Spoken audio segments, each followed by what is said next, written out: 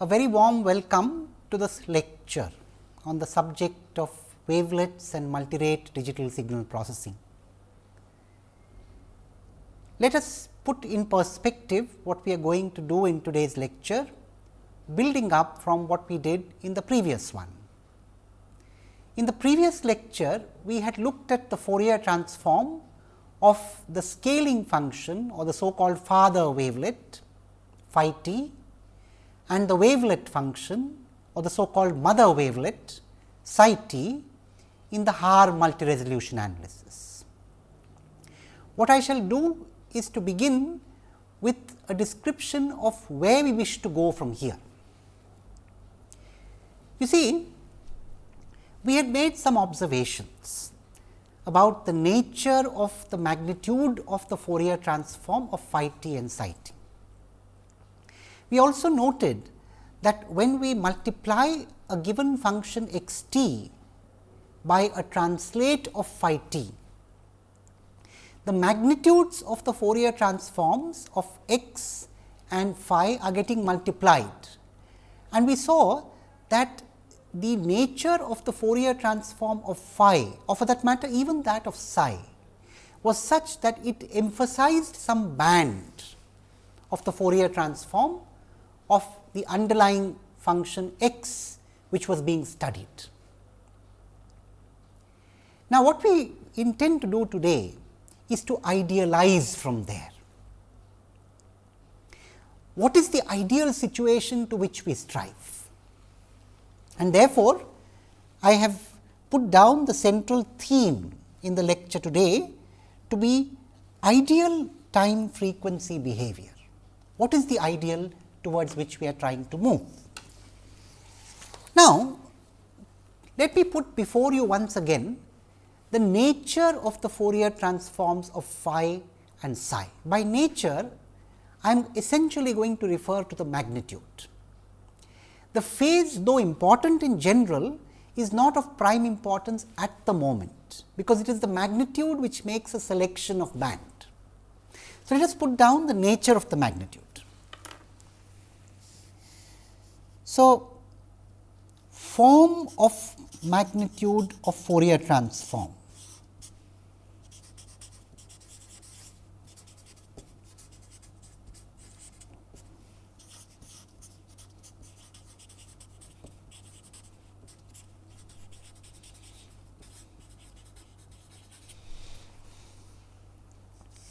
For phi, it had an appearance like this.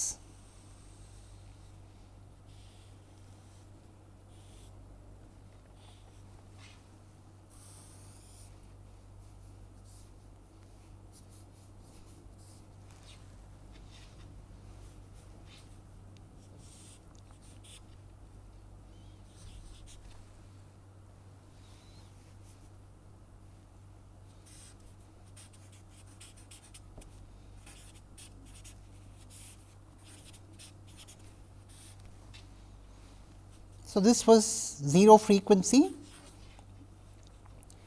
and this was 2 pi here and all multiples of 2 pi subsequently, and so on. This is mod phi cap omega. You see, when I say form, what I imply is that I am not going to consider any constants of phase.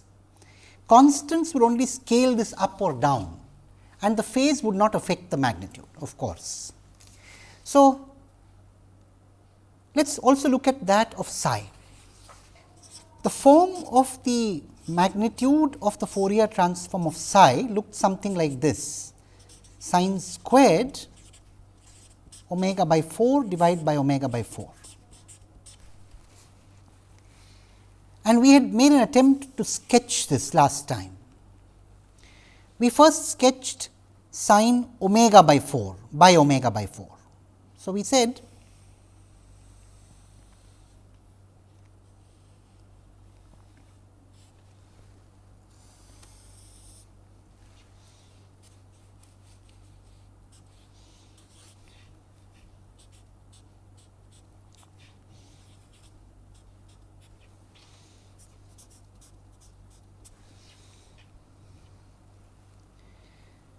This was the form of mod sine omega by 4 divided by omega by 4, the solid line here. And I also drew a dotted line to indicate, this time let us use a dot dash line to make a distinction from this margin or this axis. So, let us use a dot dash line to denote the magnitude of the other term sine omega by 4. So, that would have a peak at 2 pi.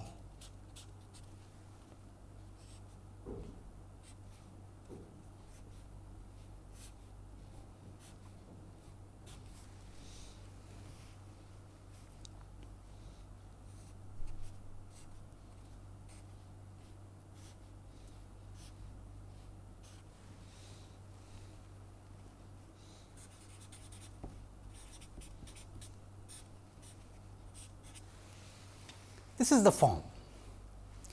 Now, this solid line is multiplied by this dot dash line here. So, of course, you must visualize this dot dash line being replicated on the negative side. And as you know, for a real function, the Fourier transform is magnitude symmetric. So, it is enough for me to study the positive side of omega and the negative side would be a mirror image. So, let me expand this part here, focus on the positive, a good motto in general.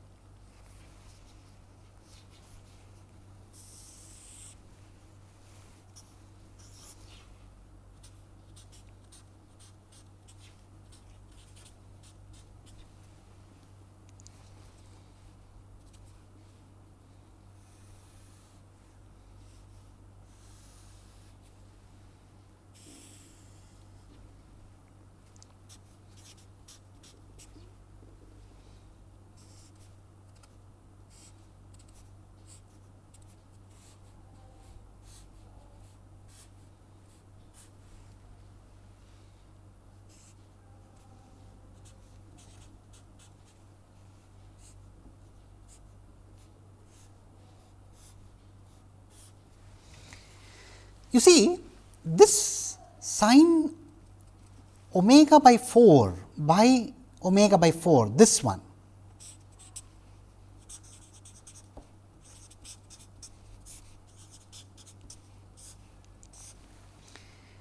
has a monotonically decreasing character from 0 to 4 pi. This one has a monotonically increasing character between 0 and 2 pi and then monotonically decreasing. Now, it is very clear that from this point onwards, the product of these two is only going to decrease. So, you cannot possibly have a value of this product, this of course being mod sine omega by 4. You cannot have a magnitude of the product of this dot dash line with this solid line greater in the segment between 2 pi and 4 pi than it is at 2 pi. So, in other words, after 2 pi, between 2 pi and 4 pi, this product is only going to decrease, and therefore, I can get a feel. You see, it is clear that the product is 0 at omega equal to 0. Whatever is after 2 pi is going to be less than what is at 2 pi. So, somewhere in between it is going to achieve a maximum and then continue to drop. So, we get a feel of this. So, we must get a finer feel of this than we had the last time. In fact, let me also make one more remark. You see, if you look at the region between 4 pi and 8 pi, the situation is a little simple. There is a kind of tendency to a maximum somewhere in between in both of these functions and then a drop. So, that similar pattern would be replicated in the product, a maximum somewhere in between, well, not quite at 6 pi. Please remember, this is not quite symmetric, you must remember that, although this is not quite symmetric. So, the maximum will be somewhere other than 6 pi, but that is not of so much of concern. There will be a maximum somewhere near 6 pi and it would drop off on both sides. So, in toto this is what the product would look like.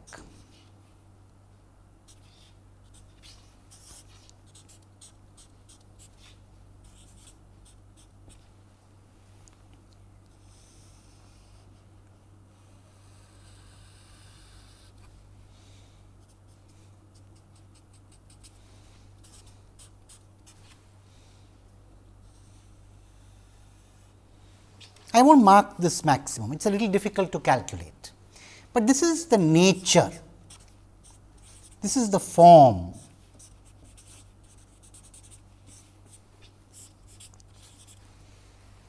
And now, let us take the trouble to draw them together, again only on the positive side of the frequency axis, the form of the Fourier transform of phi and of psi.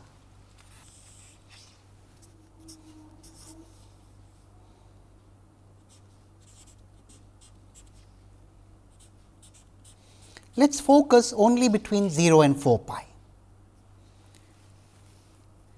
So, phi looks something like this.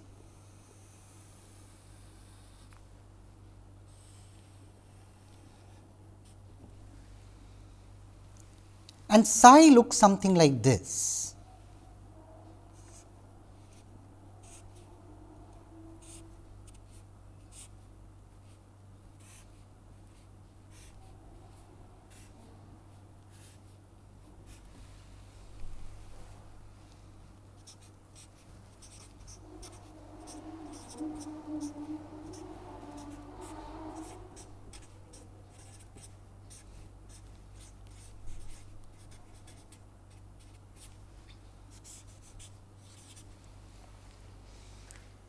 And we had made a remark on what phi does and what psi does.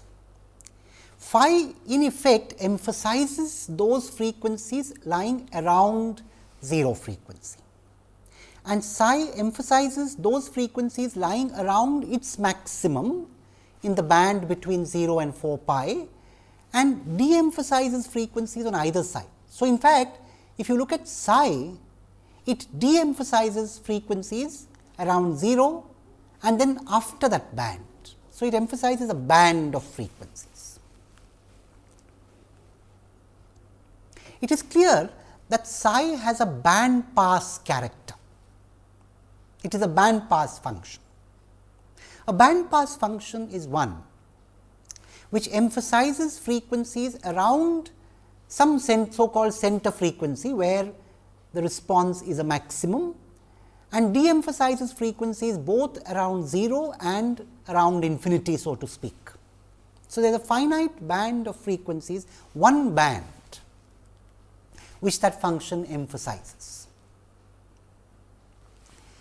Loosely speaking, this psi omega here emphasizes those frequencies lying around its maximum here, and of course, phi emphasizes frequencies around 0.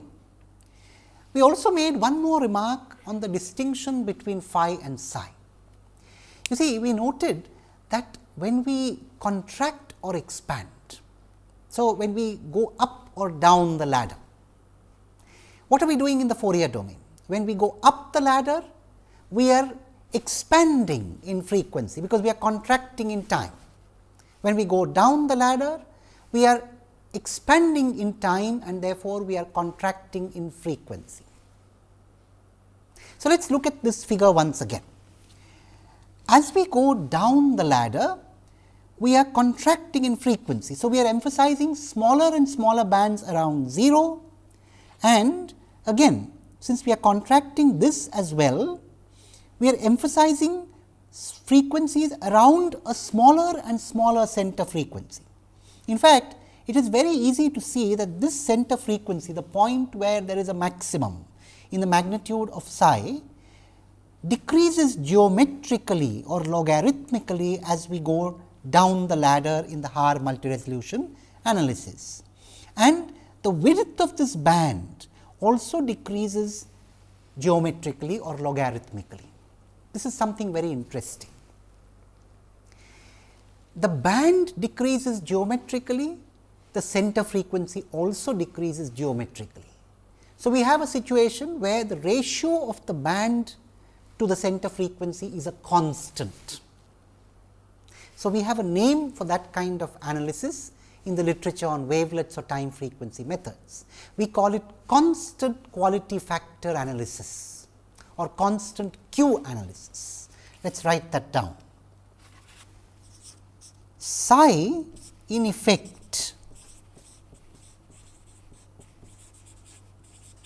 does constant quality factor analysis.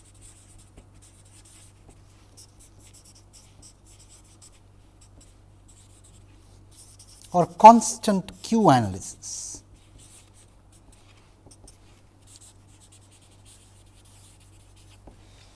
And this word quality factor comes from a term used in the context of band pass filtering. For band pass filters,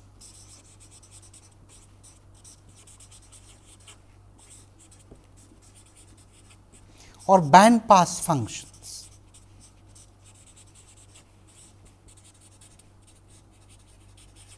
the quality factor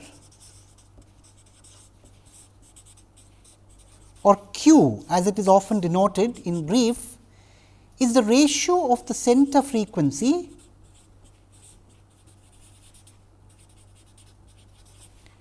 to the band or the bandwidth.